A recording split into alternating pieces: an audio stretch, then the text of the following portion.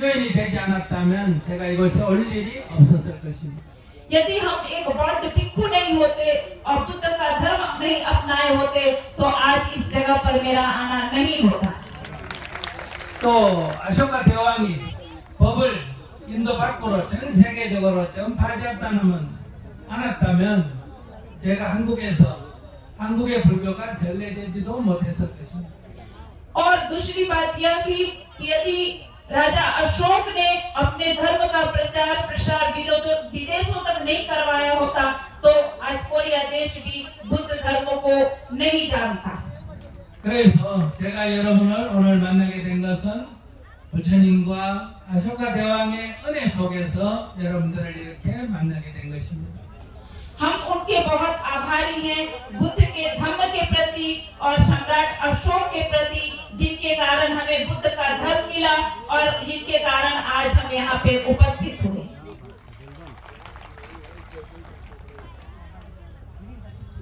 아쇼카 대왕은 여러분들께서도 잘 알고 있을 거라 생각합니다. हमें इतना उम्मीद है कि संभवतः आप सभी लोग सम्राट अशोक के बारे में जानते होंगे। 아쇼카 대왕은 인도 전 역사에서 가장 위대한 왕이고 정치인입니다. भारतीय इतिहास में भी राजा अशोक का बहुत ही बड़ा महत्व है। 아쇼카 대왕은 인도 대륙에 있는 많은 민족과 나라를 하나로 통일한 첫 번째 왕입니다. और वह प्रथम ऐसे राजा थे जो पूरे भारत को एक सूत्र में बांधे थे, पूरे भारत पे विजय प्राप्त किए थे। 물론 자기 스스로 혼자만 한 것은 아닙니다.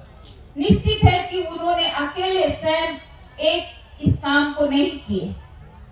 찬드라구प्타 모레야인 첫 번째 할아버지 왕과 아버지 왕 그리고 이어서 인도 대륙을 통일한 것입니다. उनके वंश में चंद्रगुप्त मौर्य थे जो दादा के रूप में इस कार्य को आगे बढ़ाए थे, फिर उनके पिताजी इस कार्य को आगे बढ़ाए थे और बाद में इसमें पूर्ण सफलता प्राप्त करने वाले सम्राट अशोक हुए थे। 그러나 아쇼카 대왕이 처음부터 훌륭한 왕은 아니었습니다. प्रारंभ से ही वे इतने महान और इतने प्रसिद्ध राजा नहीं थे। 성질이 사나웠다고 합니다. ऐसा माना जाता है कि वो भी झगड़ालू प्रवृत्ति के थे और युद्ध में विश्वास रखा करते थे। 또 많은 사람을 죽이는 그런 잔혹한 면도 있었다고 합니다. और युद्ध में उनके द्वारा भी बहुत सारे लोगों की मृत्यु हुई थी। 왕이 되기 위해서 자기의 이복 동생 99명을 죽이고야 왕이 될 수 있었다고 합니다. और इतिहास में ऐसा भी मिलता है कि उन्होंने राजा बनने के लिए अपने भाइयों को मृत्यु के घाट उतारने का काम किया था। 또 칼린가 왕국을 이 전쟁에서는 10만 명 이상의 사람들이 죽어서 피가 강물처럼 흘렀다고도 합니다. और कलिंग युद्ध में लाखों व्यक्ति को मार करके उस युद्ध को जीतने के कगार पे पहुंचे थे। 그러나 아쇼카 대왕은 부처님의 법을 만나서 자신의 그런 잔혹함을 버리고 새로운 사람이 되었다고 합니다. लेकिन उसी समय उनका मिलन बुद्ध के धम्म से हुआ और बुद्ध के धम्म को जानने के बाद उन्होंने इस क्रूर कार्य को छोड़ दिया। 그는 자신의 과거의 그런 잔혹함을 깊이 참회하고 스스로뿐만 아니라 이 모레아 왕국에서 살생을 금지시켰다고 합니다. और बुद्ध के रास्ते पे चलने के बाद उन्होंने करुणा को अपनाया और पूरे मौर्य साम्राज्य में अहिंसा के धर्म का पालन करवाया। 살생을 금지시키는 그런 소극적인 행동에서 머무르는 게 아니라 많은 어려운 사람을 도와줍니다. सिर्फ अहिंसा का धर्म का पालन ही नहीं किया गया उनके राज्यकाल में, बल्कि उन्होंने आम लोगों के लिए भी बहुत सारा कार्य किया। 사람이 다니기 쉽도록 길을 닦았습니다. लोग आवागमन अच्छे से कर सके इसलिए उन्होंने रोड की व्यवस्था की, सड़क बनवाए 곳곳에 우물을 타서 물을 먹도록 했고 और जगह जगह पर कुआं खुदवाने का काम किए यात्रियों को पानी पीने के लिए।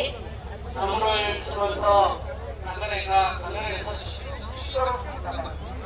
और ये भी पता चलता है कि उन्होंने वृक्ष लगवाए ताकि यात्रियों गर्मी के मौसम में छांव में उतर के आराम कर सकें। 아픈 사람을 치료하고 बीमारियों को दवा मिलने का भी 돈 없는 부하들을 돌보고 और जिनके माता पिता नहीं थे वैसे अनाथ बच्चों को भी मदद की 자식 없는 늙은 노인들을 돌봤다고 합니다. और ऐसे वृद्ध माता और पिता जिनके बच्चे नहीं थे उनकी भी सेवा की। 흉년이 들어서 양식이 부족할 때는 양식을 빌려주고 다음에 농사를 지어서 잡도록 했다고 합니다. और ये भी पता चलता है कि उनके राज्य में जब अकाल पड़ा था तो अकाल के समय में सभी लोगों को अन्नदान करवाए थे और अन्नदान लोगों को पर्याप्त मिला। 법을 제정해서 힘으로 다스리지 않고 법으로 세상을 다스렸다고 합니다. और उसके बाद उनके राज्य में किसी समस्या कोई समस्या आती थी तो उसका समाधान वो क्रांति के द्वारा युद्ध के द्वारा नहीं बल्कि बुद्ध के धम्म के द्वारा किया करते थे। 오늘 현대 사회에서 어려운 사람을 돕는 복지 제도를 이미 2300년 전에 이 세상에 처음으로 실시